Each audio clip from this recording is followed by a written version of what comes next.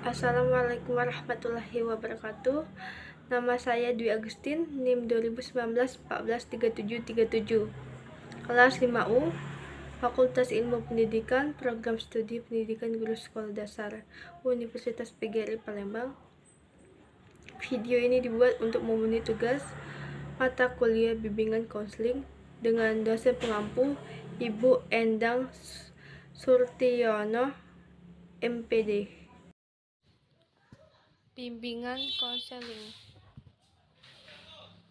Part 4. Bimbingan konseling. 1. Layanan dasar. 2. Layanan responsif. 3. Perencanaan individual. 4. Dukungan sistem. 5. 10 layanan bimbingan dan konseling di sekolah menurut Profesor Prayitno. 1. Layanan dasar. Pengertian layanan dasar.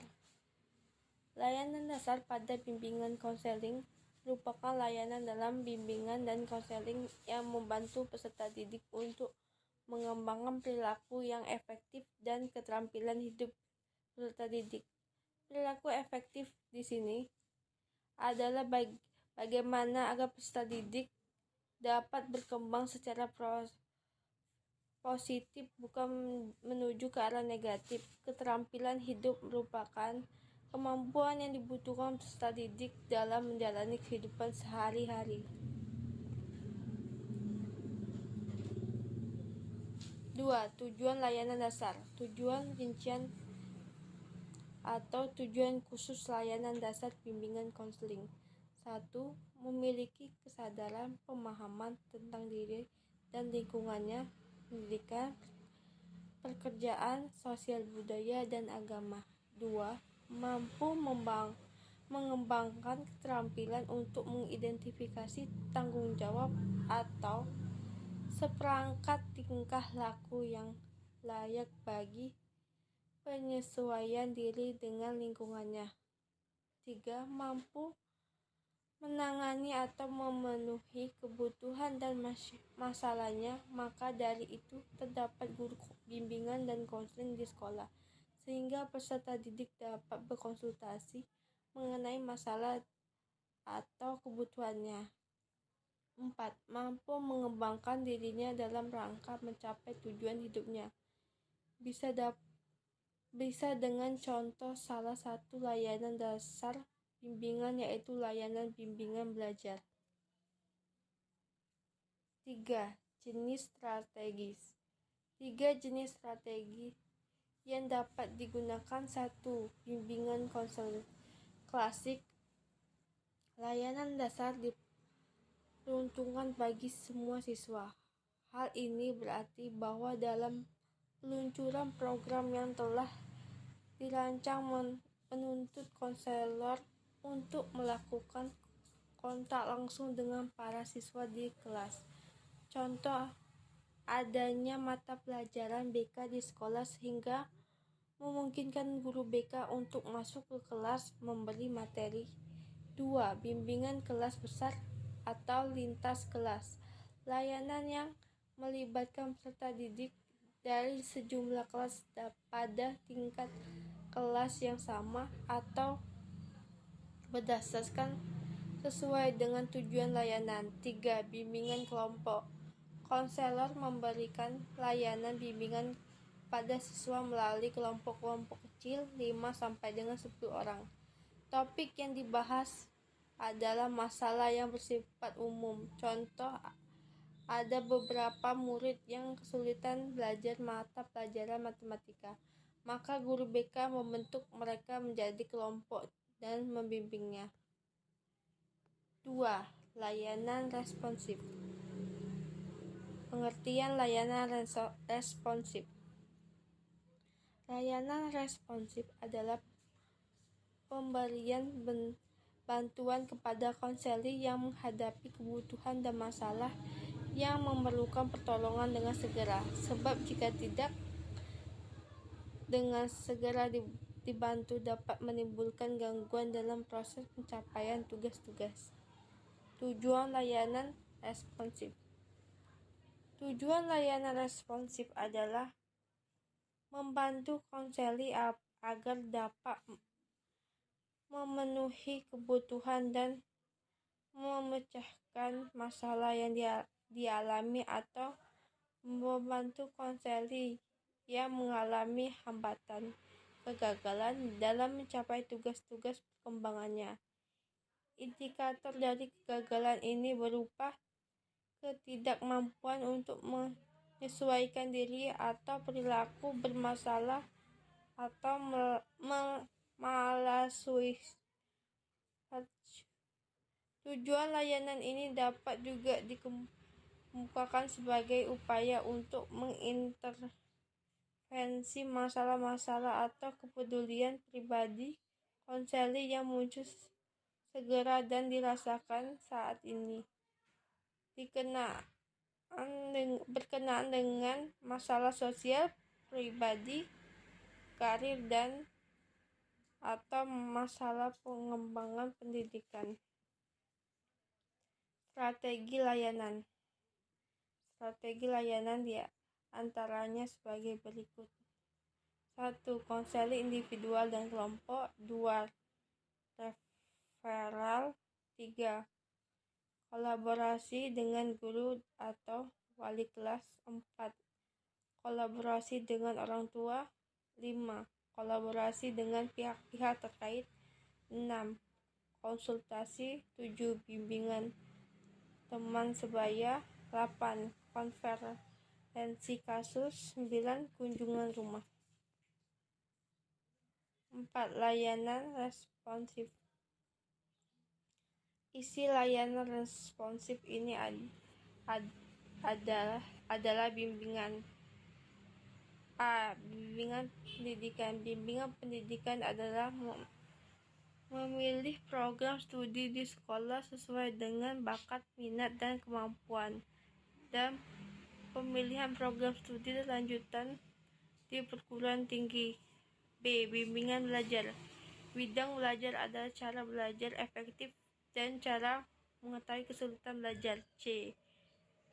Bimbingan sosial. Bimbingan sosial adalah cara memilih teman yang baik, cara memelihara persahabatan yang baik, dan cara membentuk pola karir.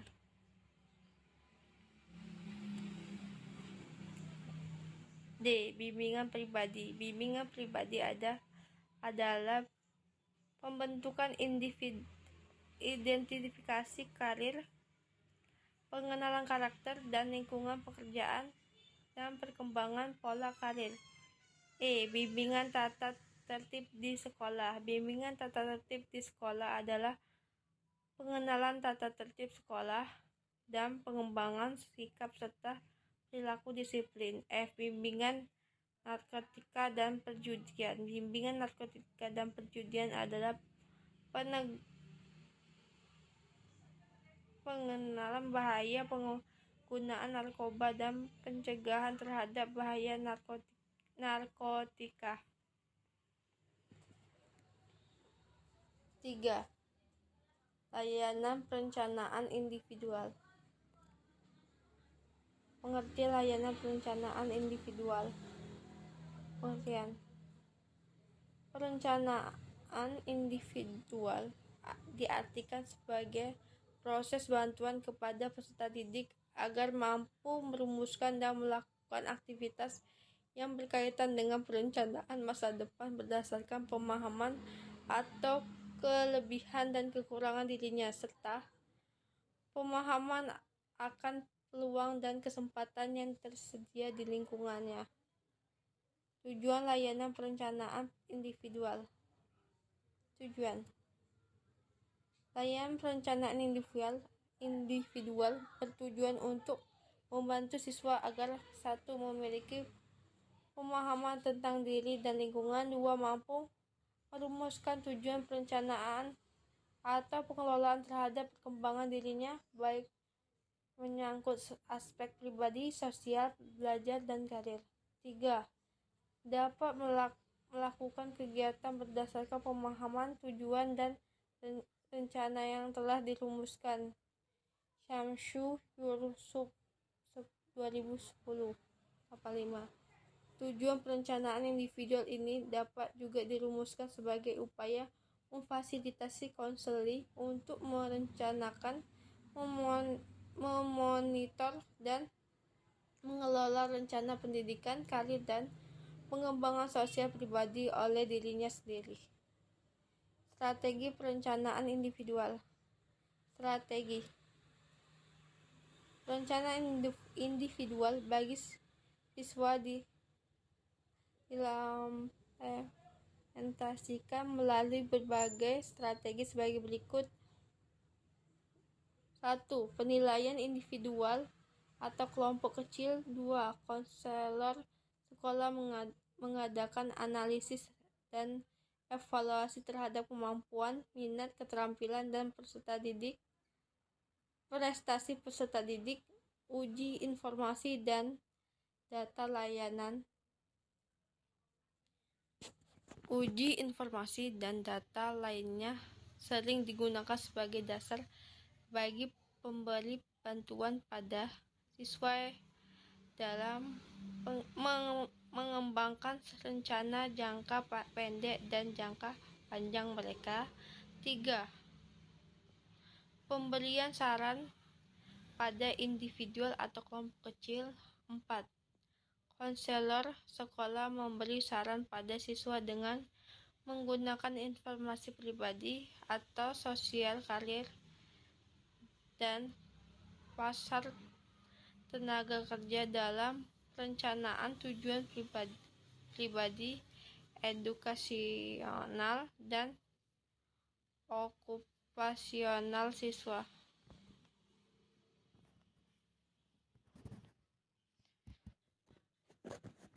4. Dukungan sistem. Pengertian dukungan sistem. Pengertian. Dukungan sistem adalah kegiatan-kegiatan manajemen yang bertujuan untuk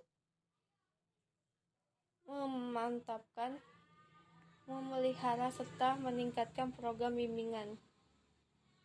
Komponen dukungan sistem membantu staf atau personal bimbingan dan konseling dalam melaksanakan layanan dasar bimbingan, responsif, dan perencanaan individual. Tujuan. Komponen ini memberikan dukungan kepada konselor atau guru pembimbing dalam memperlancar penyelenggaraan pelayanan bimbingan dan konseling. Sedangkan bagian personil pendidikan lainnya adalah untuk memperlancar penyelenggaraan program pendidikan di sekolah atau madrasah. 10. Layanan bimbingan konseling di SD menurut Profesor Prayetno. Layanan. 1.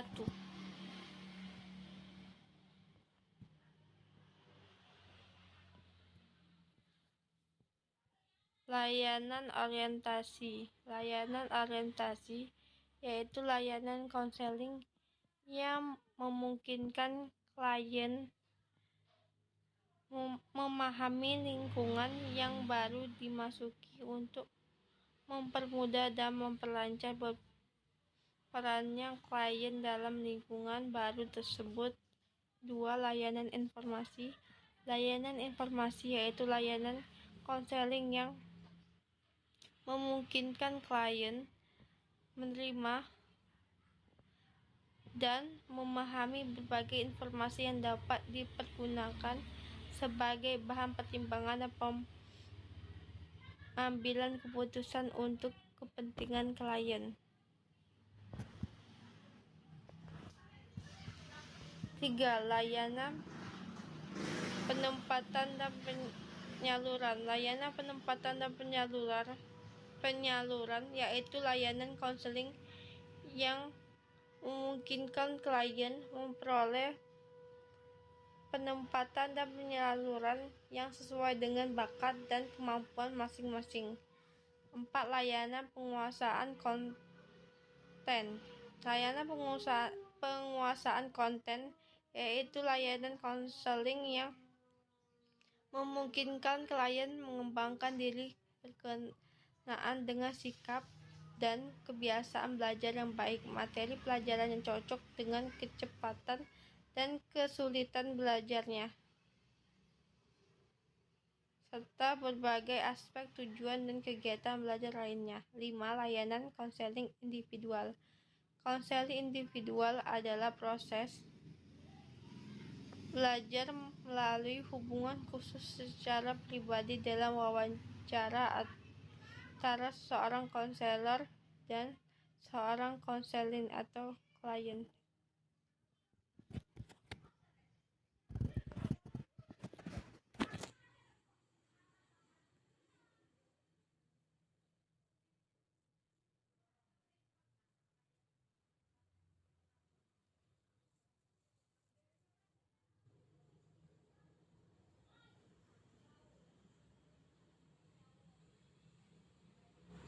Layanan bimbingan kelompok. Bimbingan kelompok dimaksud untuk memecahkan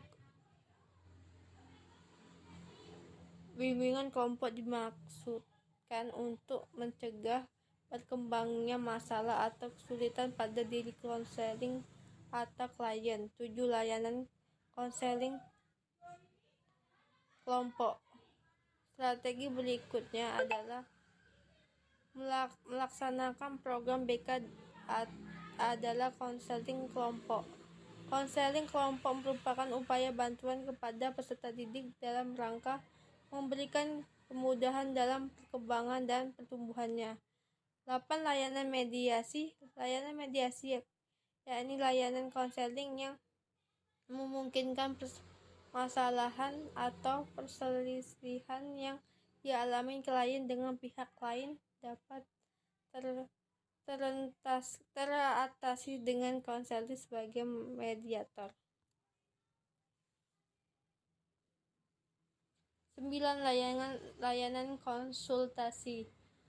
Pengertian konsultasi dalam program BK adalah sebagai suatu proses penyediaan bantuan teknik untuk konselor, orang tua, administrasi, dan konselor lainnya dengan mengidentifikasi dan memperbaiki masalah yang membatasi efektivitas peserta didik atau sekolah. 10. Layanan bimbingan belajar. Layanan bimbingan ini penting diselenggarakan di sekolah. Pengalihan menunjukkan bahwa kegagalan yang dialami peserta didik dalam belajar tidak selalu disebabkan oleh kebodohan atau rendahnya inteligensi.